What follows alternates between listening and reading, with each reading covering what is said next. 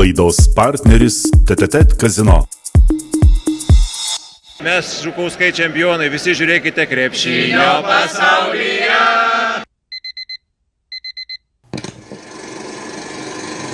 Krepšinio pasaulyje.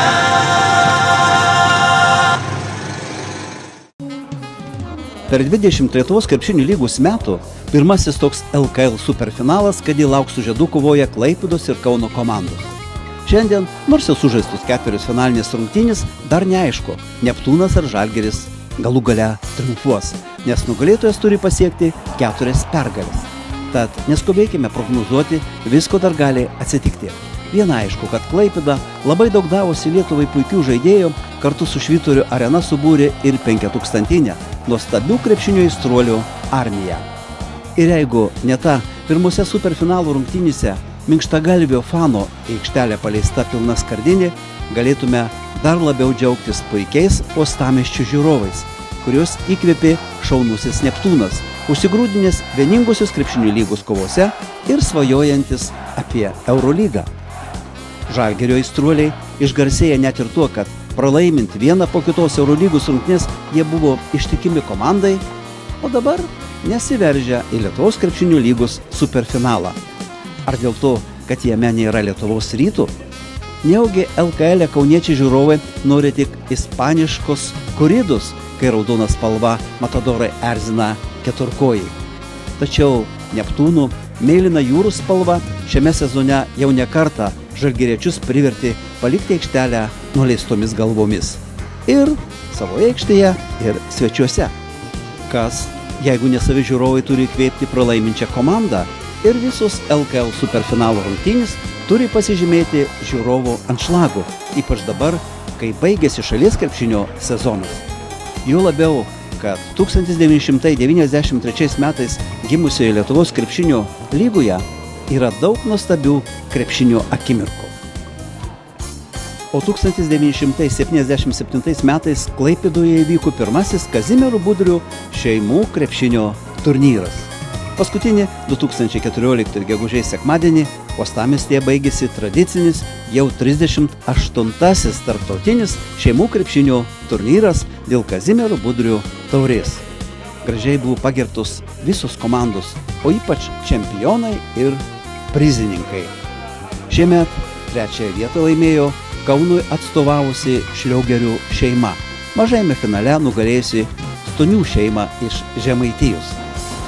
Sidabro medaliai atiteko Nausėdų šeimai, atstovavusiai Švėkšnai, kuri finale turėjo pripažinti šiauliečių Žukauskų pergalę.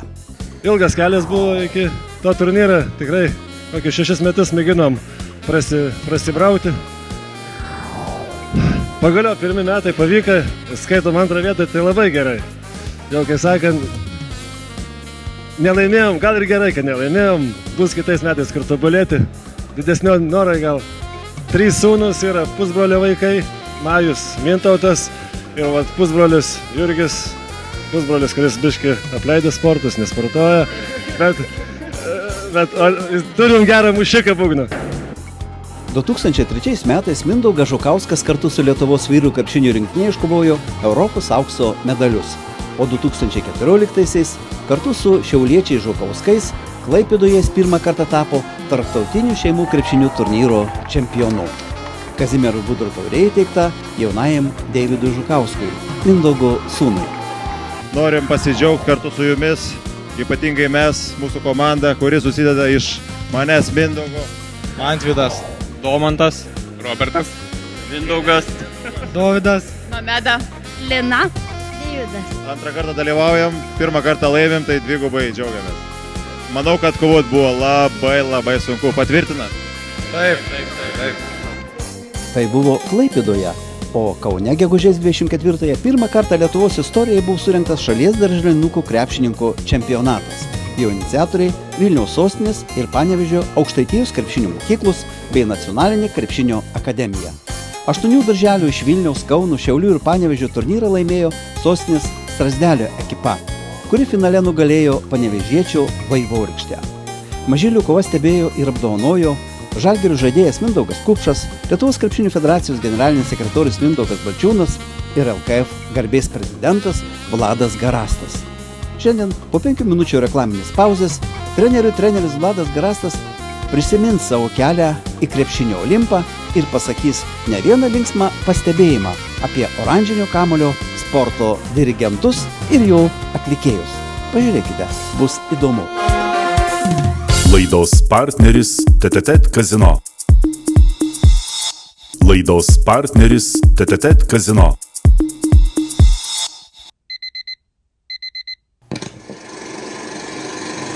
Krepšinio pasaulyje.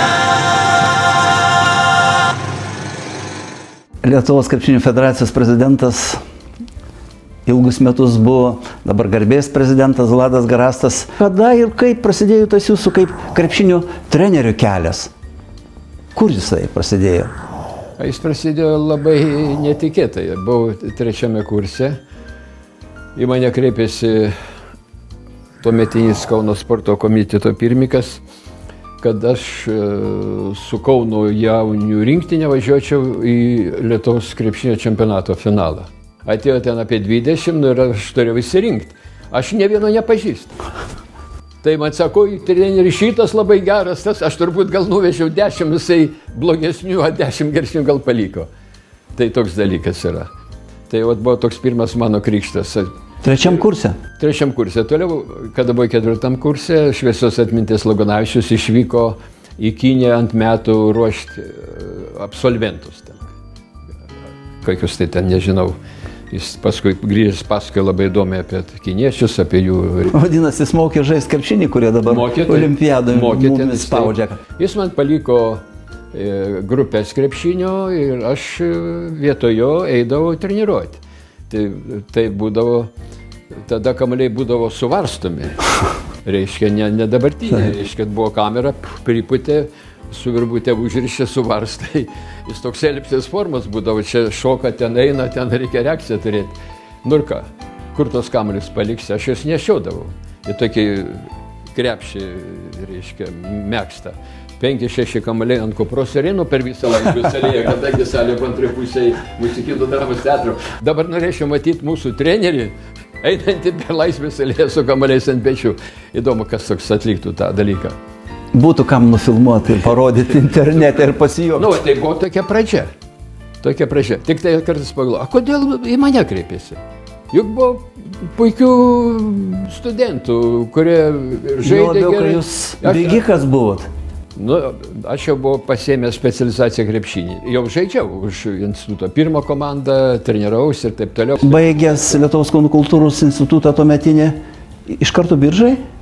Taip, grįžot į gimtinę? Nu, grinai kažkaip tai motina buvo mirus, 3 vaikai, tėvas sunkiai gyveno, norėjau padėti. Šeimai, galvoju, tiek to. Nes vis tiek, anksčiau 3 metus reikėjo dirbti pagal paskirimą. Reiškia, tai ten sutarėm, atvažiavau. Galvoju, tiek to. Tapot Biržos sporto mokyklos direktoriumi ir to pat komandos turėjot. Aš skaitau, kad tas laikotarpis gal toks, man kaip trenerių gal daug davė. Aš turėjau darbą, taip toliau, ne darbo, bet reiškia, daug dirbau labai ir panašiai. Kažkur tai gal mane ir parašė tam gyvenimui. Toks dalykas. Bet su baime, sakyčiau, jūs ir tada pirmąjį interviu man davėt, kai pakvietė į Kauno Žalgirio komandą, jūs vyriausiojo trenerių dirbti. O dabar, jeigu tą prisiminti tas laikotarpius, reiškia, kada pakvietė. Tada 79 metų čempionatas baigėsi, Vilniaus statyba gavo prizinę vietą, 3 buvo. O Kauno Žalgiris buvo 11. Aš labai gerai prisimenu tą laiką, kadangi jau buvo kreiptas į minimą, aš jau nagrinėjau tą situaciją. Vilnius jūsų nekvietė? Mane Vilnius yra senai kvietęs, anksčiau. Mane Vilnius yra kvietęs gal prieš kokius 5 metus. Iki Žalgirio? Iki Žalgirio. Yra kvietęs ir man labai geras sąlygas ten žaidėjo. Būta centre ir taip toliau, bet suprantat, treneris ten buvo.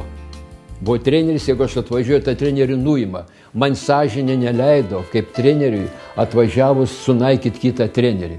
Man gėda būtų žiūrėti jam į akis. O Žalgiris tuo laiku jau buvo taip, kad aš nebuvau pirmas eilėj. Aš buvau 6, kuriam pasiūlė treniruoti Žalgirį. Visi atsisakė. Niekas nebenorėjo to Žalgirio treniruoti, nes buvo 11.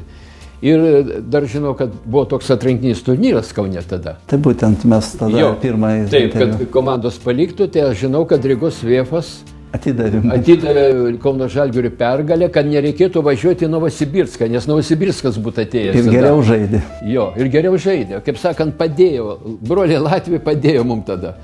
Nu ir viskas, ir 11 vietą. Tai aš atsimenu, treniruotės būdavo, ten taip toliau nekalbėsiu nieko, girdžiu kalbą. Ne, tai jau nieko nebus. Iš šampano dėžės, kad čia Žalgiris iškrės šiais metais, taip toliau. Bach, 2 vietą Tarybų Sąjungoje. Viskas. Dėl ko jau, kadangi 7 metus buvau jaunimo rinktinės treneris Lietuvos. Per mano rankas praėjo šitie visi žaidėjai. Aš juos puikiai žinojau. Aš žinojau, ko trūksta Žalgiriui, ką reikia daryti. Ką su taktika daryti, ką, suprantat, su fiziniu pasirašymu. Aš pats 4 metus vežiau fizinį pasirašymą. Viskas buvo vienam asmenį. Ir 2 treneriai. Dabar 12 žaidėjų, 12 aptarnaujantis personalas. Bet jūs nepasakėt, gerbiamas Garastai, kitų, sakyčiau, svarbaus dalykų. 4 ir 5 Biržų sporto mokyklai išugdyti krepšininkai žaidė Žalgiryje. Teisingai, o čia ir buvo. Taip. Čia svarbiausia, jūs jau drąsus einat su savais. Taip. Taip, kad žinot, nu, aišku, drąsus buvau, kad atvykau. Bet... Su baime. Su baime. Nu, aišku, visada neramu yra. Taip. Visada neramu yra. Aš lygiai tokioj pat padėtį buvau patekęs, kada mane pakvietė dirbti į Čekoslovakiją. 91 metais. Aš ir nuvažiavau ant 2 mėnesių, galiu dabar papasakoti. Tada darom stovyklą Klaipėdoj, aš gal apčiupinėsiu panašiai, ir aš sutinku Geležinkelius, tai tie komanda. Lipa galvoju, kur šitie aukštavūgiai, išlipa futbolo komanda, tokie visi nedideli. Suprantat? Nu, tai ką darysi, ten tą stovyklą, taip toliau. Grįžom atgal ir noriu pasakyti, kad būčiau gal ir išvažiavęs ant Kalėdų. Bet man skambina mano draugas, čia profesorius medicinos, sako, kalbos eina Kaune, kad sako, tave išmetė iš ten. Sako, kaip išmetė? Nu, sako, viskas, sako, tu grįžti namo. Suprantat? Kokių žmonių puikių yra. Taigi... Nu, tada viskas, aš pasirašiau kontraktą, nu, reikia rodyti, kai išmetė. Ir ką, pirmi metai, su ta komanda, dar 2 žaidėjus pasiėmė iš Lietuvos. 2 vietą, Čekoslovakija. Jie turėjo 6 vietą, bet iš ten ryšė kokie 4 žmonės. Su futbolininkais lygiai taip pat, žinojau, ką daryti. O tai yra svarbus tas skriptingas darbas ir, pažiūrėjau, kurie tos kombinacijos, kur knygoje parašytas, jos ne viskas yra. Reikia daryti tą, kas yra pas savo kokie žaidėjai, ką jie sugeba padaryti. Ir iš jų reikalauti. Negali pareikalauti, ko jis negali padaryti. Čia vienas svarbiausių dalykų. Ar mes nereikalaujam viską pagal schemą, viską pagal taktiką? Gerai, aš jums papasakosiu šią temą, jeigu dar laiko yra.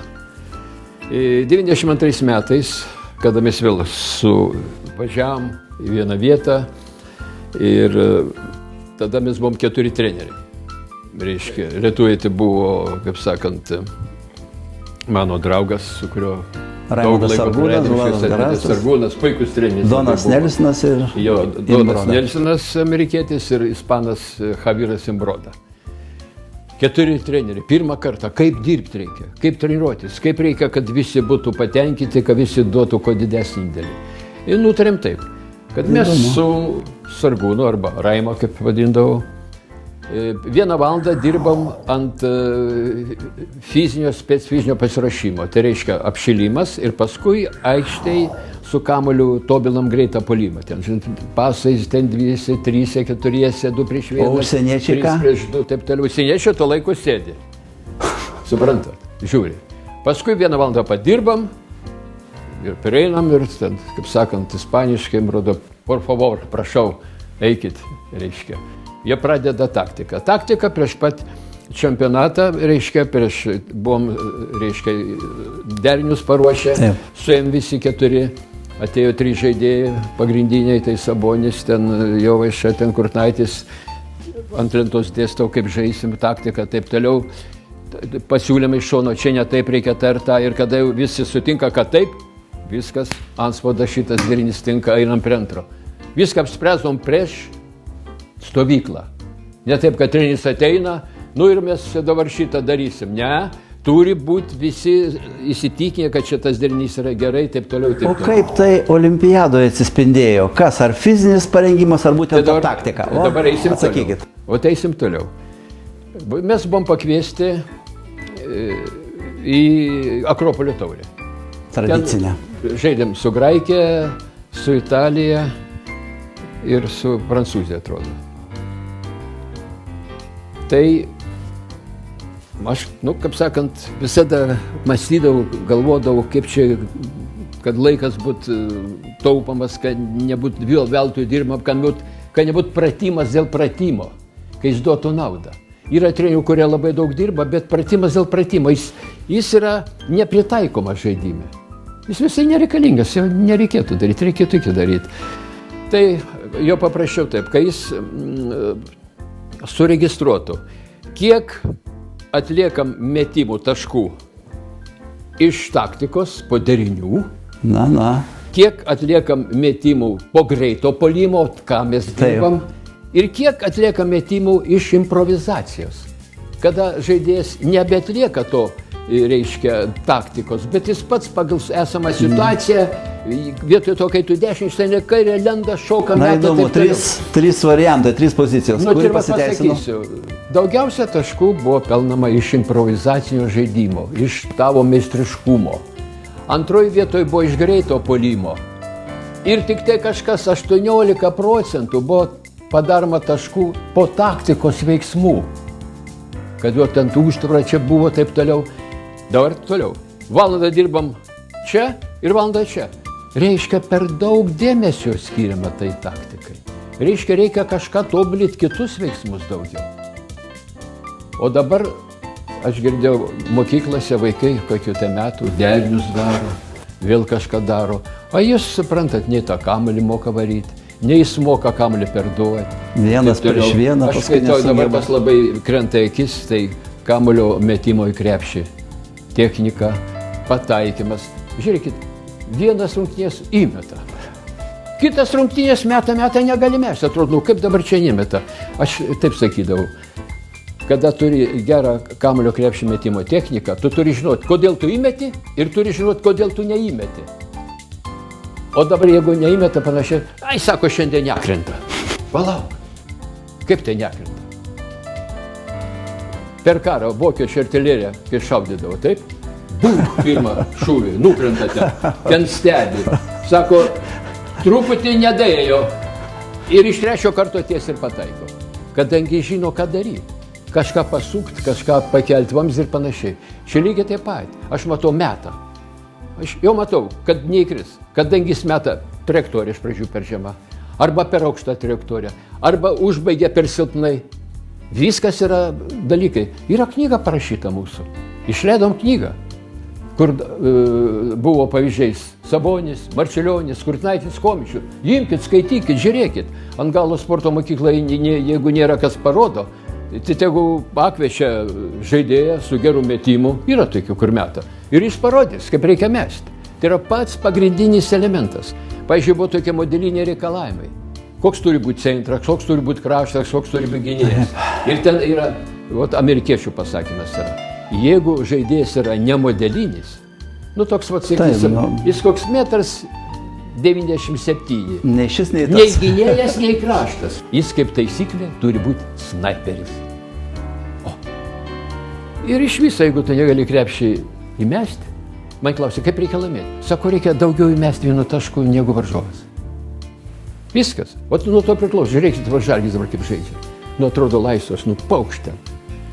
Dar toks dalykas. Kažkaip, nežinau, nenoriu grįžti tą senovę ir panašiai, bet buvo vasum tokių metikų, kur žiūrėk, neįmetė. O dabar žiūrėk, įmetė. Palauk. Kaip taip gali būti? Arba bauda. Sutinkat, jau taip.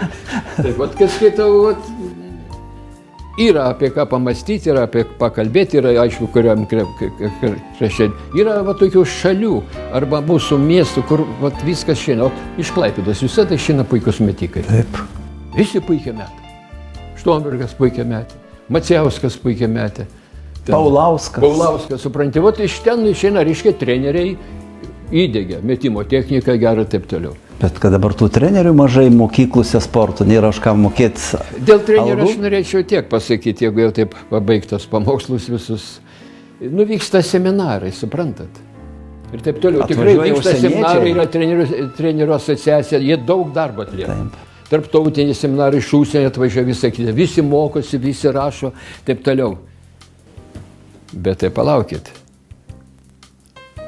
Savo laiku, kai buvau treneris, kiekvienais metais trenerius mums kviesdavo į Maskvą ir reikėdavo laikyti egzaminus. Ant stalo 30 bilietų traukia ir reikia atsakinėti. Tai kaip ir galvodavau, kaip būtų gėda, kada Žalgirio treneris stovi ten aukštai ir neatsakysiu. Man gėda, aš mokydavau, skaitydavau, žiūrėdavau, sėdi 5 ten, klausimus uždavinėja. Dabar mes mokom, paskaitas kalbam, visą kitą, bet jie neatsakinėja nieko.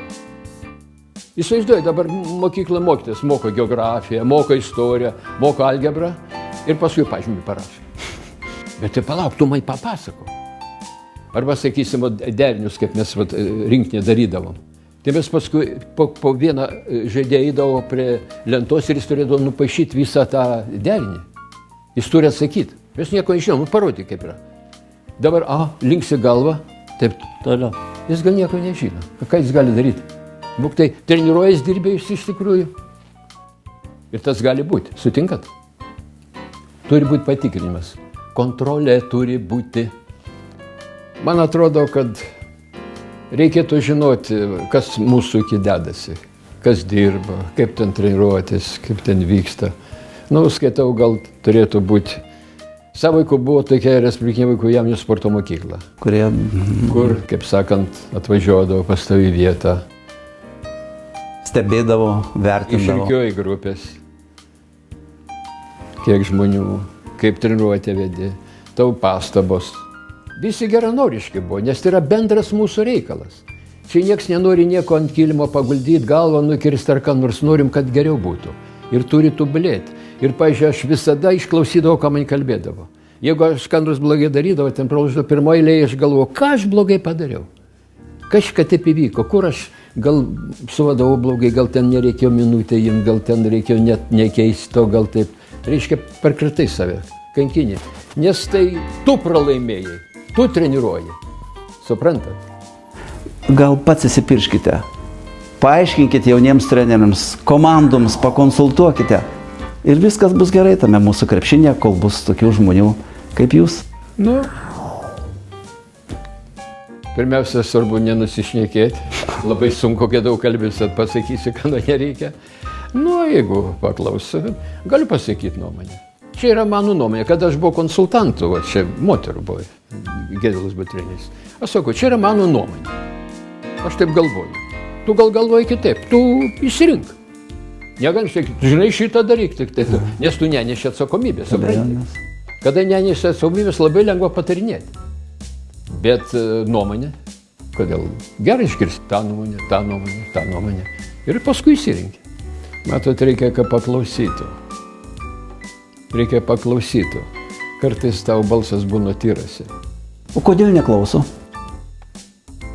Skaito, kad nereikalinga. Tai čia buvo anksčiau taip. O dabar kitaip yra. Jau kitos matos, kiti reikalavimai ir panašiai. Čia vis tiek, kas gero reikia perimti ir turėti, kas gero. Kas blogo atmesti. Aišku, eiti į priekį, priimti įvairius dalykus. Kaip sakant, neturim atsilikti. Turime eiti kartu su mada, bet yra ir senų gerų dalykų. Panašiai. Įdomu. Pavyzdžiui, daleiskim, kaip dabar tą pick and roll, tą 2 prieš 2. Man tai yra juokinga. Čia padarė anglišką pavadinimą, pick and roll, reiškia statyk ir sukis. Išvertus, aš 52 metais stojau į Kūno kultūros institutą, tai 2 prieš 2 žaidėme jau senai. Aš noriu taip pasakyti paprastai, tai yra taip sena kaip prostitucija. Suprantat, juokinga. Čia, taigi, o taip yra. Yra kitų gerų dalykų. Kitų dalykų gerų yra dar taktikos ir tie užsivedimai, statymas užsvarą žmogui be kamulio, ten judėjimas ir panašiai. Taip kad čia galima apie krepšinį daug kalbėti. Aš nenoriu, kad palikščio vėl kažkoks tai pranašas, aiškitas. Moralizuotas. Tai vėl iš čia moralizuoja kalbą, aš dėl to ir nenoriu kalbėti. Ačiū Jums.